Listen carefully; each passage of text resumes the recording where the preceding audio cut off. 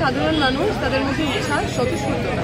তারাও চাইছেন এই এতগুলো বছর ধরে যাদেরকে তারা দিল্লিতে পাঠালেন নিজের জনপ্রতিনিধি হিসেবে, আর যিনি তার সুখ দুঃখে দাঁড়ালেন না, তার পরিবর্তন চান। শ্রীরামপুরের মানুষ খোলা হাওয়া চান, নতুন হাওয়া চান। আমরা বিশ্বাস করি, আমরা বামপন্থী রাজনীতি যারা করি, এই মুহূর্তে মানুষ যা চাইছেন তার একমাত্র ওষুধ, তার একমাত্র জবাব আমাদের কাছে আছে।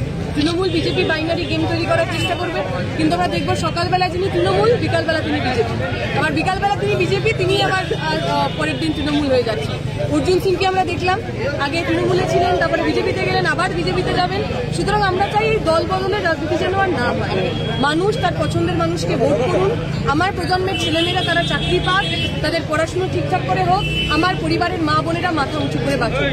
মহিলাদের নিরাপত্তার জন্য, আমার প্রজন্মের ছেলেমেয়েদের চাকরির জন্য একমাত্র পন্থা বামপন্থা। মানুষ লাল ঝান্ডায় ভোট করবেন, আমাদের সঙ্গে থাকবেন। আমার এমন বন্ধুরা রয়েছে, সহপাঠীরা রয়েছে, যারা 2014 সালে টেট পাস করেছিল, 2024 সাল আজকেও তার চাকরি হয়নি, দিনের পর দিন ধর্নায় বসতে হচ্ছে। আপনি ভেবে দেখুন, 30 বছরের একটা ছেলে আর অথবা মেয়ের তার জীবনের 10টা বছর যদি চলে যায়, জীবনের কি পড়ে থাকে, কার কাছে আমরা জানাবো এই দুঃখের কথা, যন্ত্রণার কথা? যারা আমাদের ভোট নিয়ে যান, যারা আমাদের ট্যাক্স নেন, মন্ত্রী হন, এমএলএ হন, এমপি হন, আর তারপর আমাদের জীবনটাকে, ভবিষ্যৎটাকে টাকার জন্য বিক্রি করে দেন, আমাদের কাছে একটাই সুযোগ, আমার প্রজন্মের ছেলে মেয়েদের জন্য, আমার ভবিষ্যতের জন্য তৃণমূল বিজেপির বিরুদ্ধে ভোট করতে হবে। লড়াই 3 টার্ম 4 টার্মের সঙ্গে না, লড়াই নির্বাচনের দিন যারা আমার ভোট লুট করতে চান, যারা আমার এজেন্ট বসতে দেন না, যারা গণনা কেন্দ্রে ব্যালট খেয়ে নেন, লড়াইটা তাদের বিরুদ্ধে। তিনি 3 বার 4 বার 5 বার হন, আমাদের কোথাও কোনো অসুবিধা। এবার রামের ভোট, তৃণমূলের ভোট, সবার ভোট বামেই আবার ফিরবে। শ্রীরামপুরের বুকে আমরা লাল আবি।